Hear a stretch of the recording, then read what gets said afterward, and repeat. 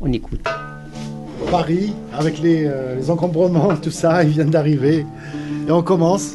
Je vous présente Hafid au mandol, Hafid Jemaï et Amar Chaoui. Comme dans les cafés d'autrefois, on jouait à 2, à 3. On attend notre troisième, qui lui aussi est dans les encombrements. Bonne soirée. Un extrait de Barbès Café.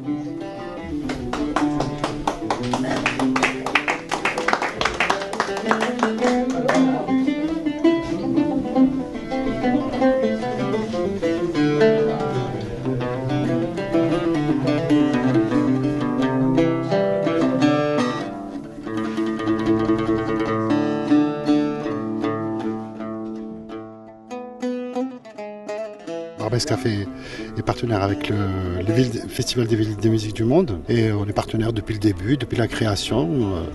Et donc voilà, on vient jouer ici pour eux dans des endroits comme ça qui sont fabuleux parce qu'il y a un vrai contact humain et ça nous nourrit, hein, nous, dans l'écriture, parce que c'est un spectacle qui s'écrit au fur et à mesure. Voilà. La musique du monde s'invite dans les quartiers. Nous sommes aujourd'hui à Aubervilliers, en Seine-Saint-Denis, à quelques kilomètres de Paris.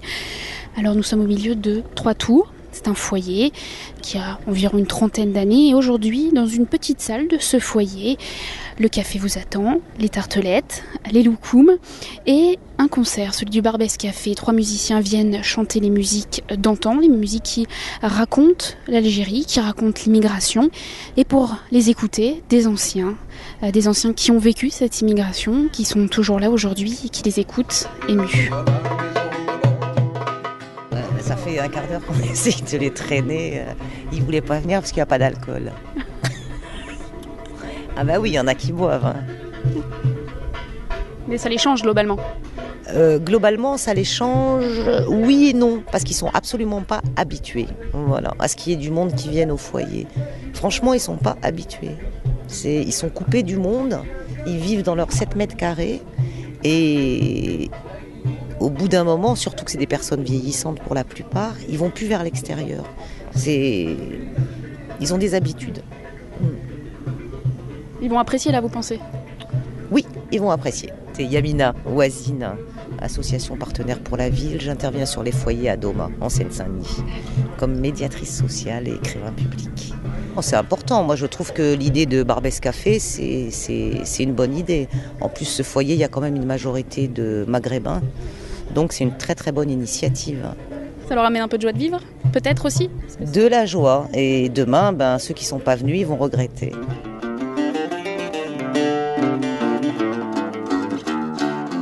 Qu'est-ce que vous êtes venu faire ici alors aujourd'hui ? Une fête. Et on va regarder un peu, on va entendre. Hein? Et ça, c'est un plaisir de sortir, mieux que de rester à la maison. Je m'appelle Saïd Namar. Une chanteuse, comment s'appelle la chanteuse qui est bien estimée? Non, français. Eh oui, des Piaf, oui. Nous, on a une autre Hanifa, ça s'appelle Hanifa. C'est comme elle, elle chante comme elle. Voilà. Et... Ça fait du bien d'écouter un peu de musique alors. Oui, c'est magnifique.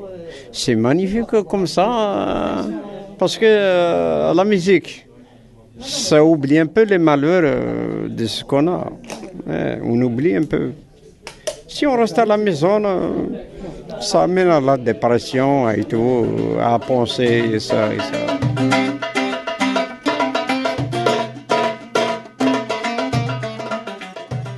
On organise dans le cadre du 17 octobre 1961 des initiatives pour commémorer ce moment douloureux ou ce massacre qui a été donc réprimé violemment par la police. On a voulu lier la question du 17 octobre 1961 avec le Festival de musique du monde. Donc on est en partenariat sur une particularité, c'est les musiciens de Barbès Café qui viennent là. Je m'appelle Boualem Ben Kilouf et je suis vice-président de l'association Le 93 au cœur de la République.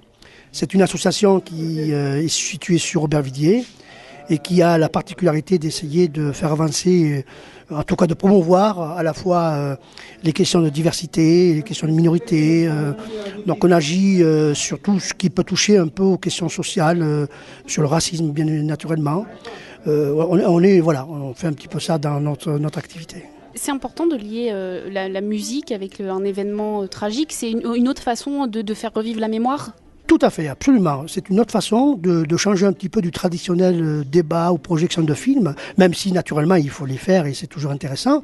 Mais là, c'est le fait qu'il y ait ce Barbès Café, ce groupe Barbès Café donc, qui existe et qui a précisément chanté des chansons de l'époque. Et qui a chanté donc l'exil, la guerre d'Algérie précisément, et bien sûr le 17 octobre. Donc à partir de là, on s'est dit, ça peut être que bien, en tout cas un plus, pour faire en sorte qu'en même temps aussi, on a voulu choisir un autre angle, la musique contre l'oubli. C'est une façon aussi de dire, voilà, il y a eu le tragique assassinat des Algériens jetés à la Seine, mais en même temps, il y a aussi des gens qui se battent pour continuer de faire valoir en tout cas ce qui s'est passé, faire reconnaître en tout cas le crime d'État du 17 octobre 61, et en même temps, il faut un petit peu évoluer. Donc la musique peut être un moyen aussi de pouvoir aussi aborder cette question.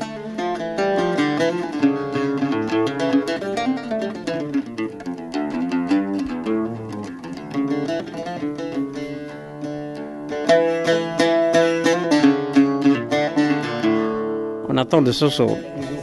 Vous habitez ici ? Oui, j'ai habité ici. Ça fait combien de temps que vous habitez ici ? Depuis 2001. Avant, c'est pas ici avant. Et vous êtes en France depuis combien de temps ? Depuis 69. Donc vous, les événements du 17 octobre, vous les avez pas vécus ? 17 octobre, non. 17 octobre, pendant la guerre, là, non. Il était en Algérie. J'étais en Algérie comme un berger. En 61, j'étais ailleurs. Je suis petit.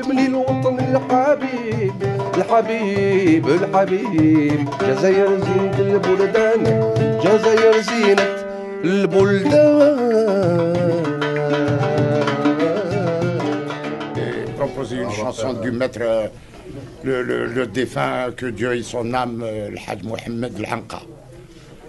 Celui, le grand maître du populaire, la chanson populaire, Chabi.